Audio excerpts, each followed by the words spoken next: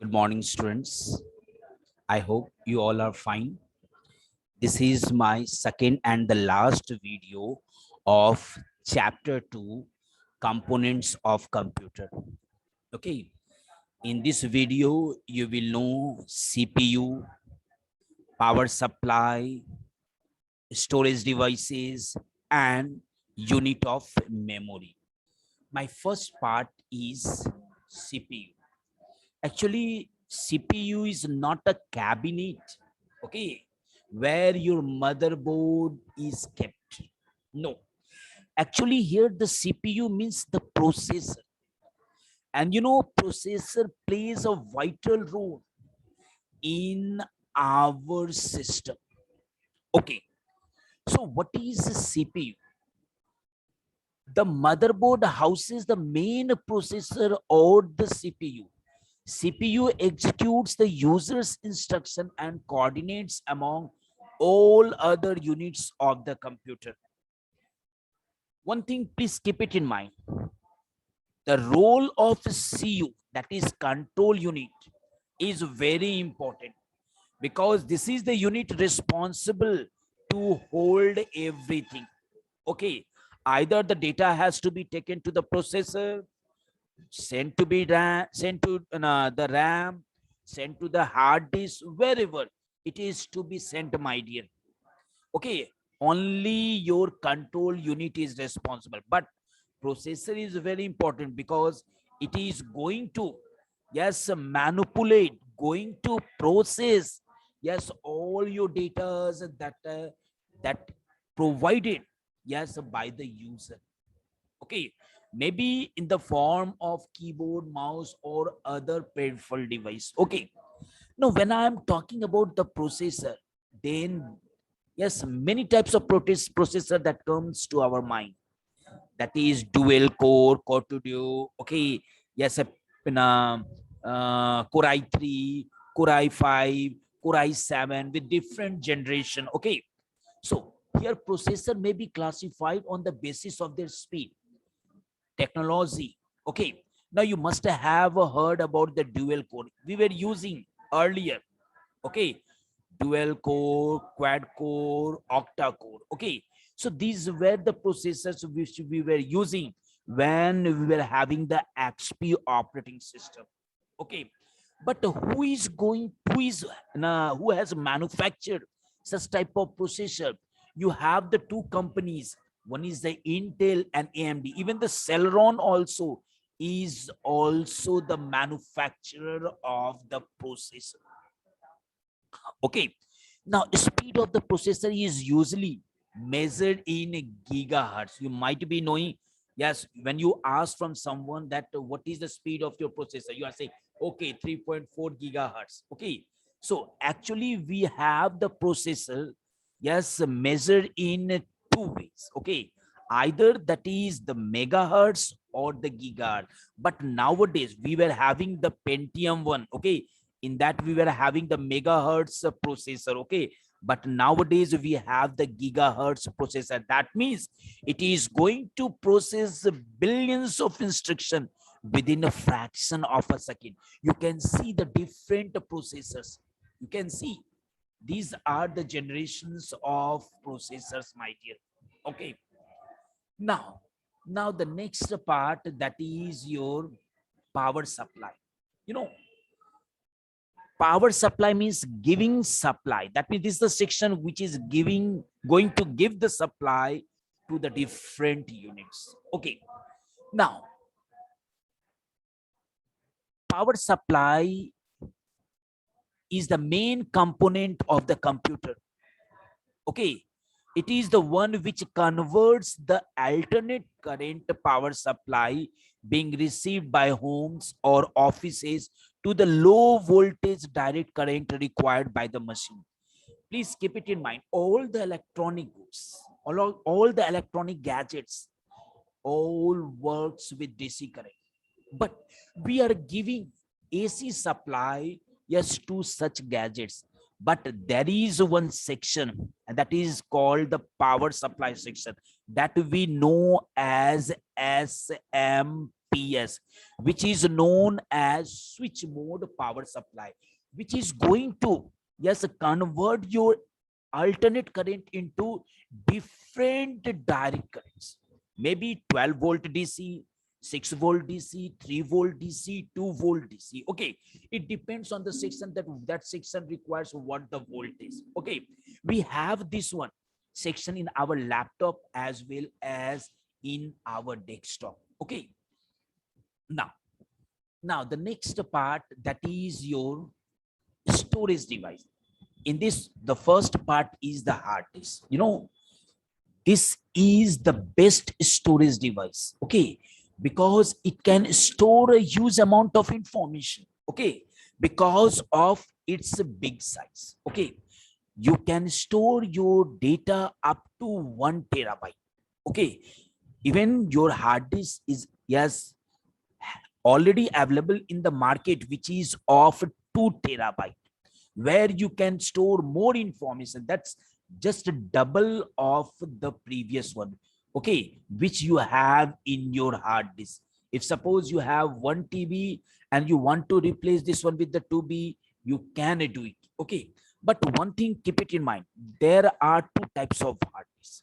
One is the SSD and other one is SSD. Okay, you are having two types of hard disks available in the market. Okay, wait, my dear, let me clear this. Okay, one is the hard disk drive and solid state drive. Okay, but what is the difference between them? Both are used to store the data, but your SSD is the good hard disk because it will take less time to access the data. Even when you are storing your data, there also your data will be stored fast. You can compare the speed. If suppose you have your laptop that is of SSD and other laptop that is of SSD, you compare the speed. Hardly it will take 5 or 6 seconds to operate the operating system. Okay, but in SSD it will take, yes, maybe 30 or 40 seconds to, yes, start your operating system. You can compare this way, but SSD is costlier in comparison to SSD. So only you have to not go in deep. Only you have to know this is the storage device where we can store, yes, a bulk amount of data. Okay, now the next part is your pen drive. You all are having the pen drive. Okay, it is also a storage device, but it is easier for us to carry our data from one place to another place, but there is the limitation. Okay, if you have 128 GB, yes, a pen drive, only that much data you can carry. If suppose you want more big data, or you are in company and every day you have to take the backup, and that backup is near about, its size is, yes, of 300, 400, 500 GB, in that case your pen drive cannot fulfill your work, my dear. Okay, whatever you have to do, my dear, in that case only your one storage device will help you, that is your hard disk. Even you have your CD, DVD, yes, Blu-ray disc also. Okay, these are also the storage device, but there you have your limited data. Okay, like I'm talking about the CD, then 700 MB. If I'm talking about the DVD, then it will be 4.2 or 4.7 GB. If I'm talking about the Blu-ray disc, it may be 16 or 32. But once the data is written, you cannot erase it. Okay, so this is the main problem of CD, DVD, and the Blu-ray disc. So where we have to read and write. Okay, then in that case, we will go either for our pen drive or for our hard disk. Okay, you have others, yes, storage devices, yes, like your magnetic tape, you have the SD card, there also you can store. But the safest storage device, if you want to ask, that will be only your hard disk. So try to have your external hard disk to carry bulk amount of data. Yes, and it can be easily transferred from one system to another system. Okay, but if in case you are going for the pen drive, maybe the virus can disturb these all files and make these all files as the shortcut key, because you cannot predict whether your system is having virus or where you have transferred this data. Yes, that system is having, yes, the virus inside it. Okay, now the last part is the memory. Okay, and when you go to purchase, yes, grocery items, you go for kg, gram. Same way here we are storing the data, but we have the different units. Okay, these are the memory units. Okay, and that you have to know it. The smallest unit that we have in our computer is the bit.